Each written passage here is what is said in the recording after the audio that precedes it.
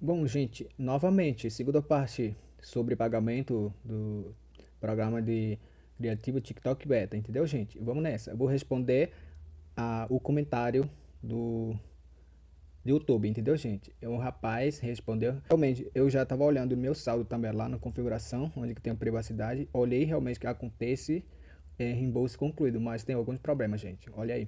Ele falou assim, e dele não apareceu nada também, entendeu? Mas não recebi nada. E quando ele foi para na configuração e a privacidade, onde tem saldo, você pode clicar no livrinho, depois mostra, gente, no vídeo. O lado do título de saldo na transação aparece realmente, gente, o pagamento como reembolso concluído. Jeito que estava aqui o comentário que recebi agora, entendeu? Vamos nessa. Agora eu vou mostrar para você no TikTok. Então, gente, a gente pode vir aqui na configuração, entendeu? Onde que tem três listinhas. Você pode vir na configuração privacidade e você vem aqui saldo, gente.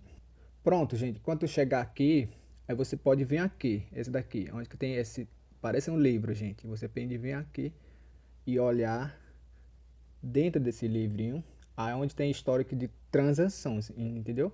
Pronto, aqui tá dizendo antigamente que eu fiz live, hoje em dia eu não fiz live mais não, entendeu, gente? Eu não tenho coragem mais não. Aí, gente, olha esse daqui. Pagamento mensal enviado em 15 de janeiro, ontem, gente. Entendeu? Aqui tá dizendo reembolso concluído. Aí você pode clica nele, entendeu? Pode clicar nele. Aqui tá dizendo, gente, olha aí. Pagamento mensal enviado em 15 de janeiro, tal esse valor.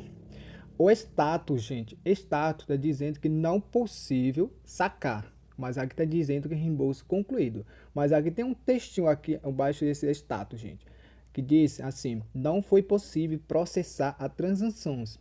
Entre em contato com a equipe de suporte de TikTok para obter detalhe. Gente, a gente tem que realmente entrar em contato com equipe de TikTok, entendeu? É isso, gente. Esse daqui mostra para vocês. E respondi o comentário lá de um rapaz que ele comprou. Acho que ele não recebeu também, entendeu? Pronto, gente. O pagamento foi enviado ontem, gente. Entendeu? Mas assim a gente não recebe nada. É isso, gente. Me segue aqui para você acompanhar também. E eu vou entrar em contato com a equipe de TikTok, entendeu, gente? Me segue aqui também para você ver como que eu consigo também. E quando eu consigo sacar, gente, eu vou fazer outro vídeo também, beleza? Então, tamo junto.